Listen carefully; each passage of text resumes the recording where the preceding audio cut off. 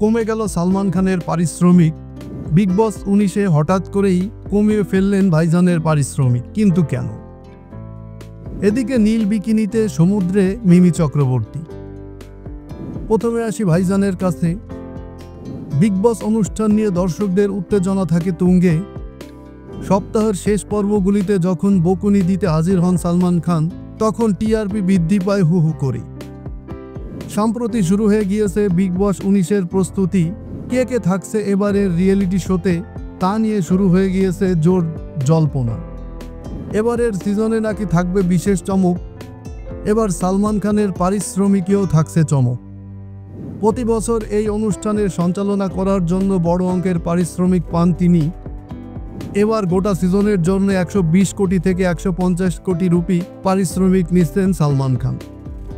সালমান খানের অনুপস্থিতিতে বাইরে থেকে আসেন সঞ্চালকেরা, যেমন কারণ জোহর, ফারাহ খানের মতো প্রযোজকেরা আসেন সালমান খানের অনুপস্থিতিতে।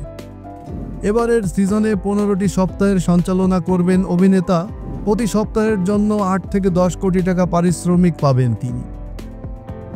এদিকে সামাজিক মাধ্যম জুড়ে মিমি চক্রবর্তীর বিকিনি ছবি ভাইরাল।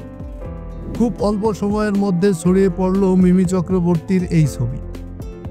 অভিনেত্রী মিমি চক্রবর্তী, যিনি ছবিতে চুমু খেতে চান না, তিনি পরলেন বিকিনি।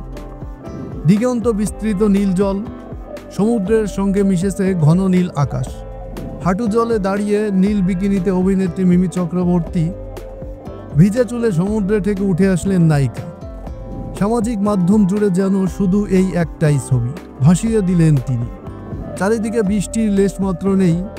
কেউ লিখেছেন আগুন, কারো আবার মন্তব্য চোখ ফেরানো যাচ্ছে না। এবারের পূজায় আসছে মিমি ও আবির চক্রবর্তী অভিনীত নন্দিতা রায় এবং শিবপ্রসাদ মুখোপাধ্যায় পরিচালিত রক্তবিষ্টু। সংযুক্ত তার চরিত্রে নায়িকাকে এমনিতেই বিপুল ভালোবাসা দিয়েছেন দর্শক, ফলে এই ছবি নিয়ে কৌতূহল এবার আরও দ্বিগুণ বাড়িয়ে দিয়েছে।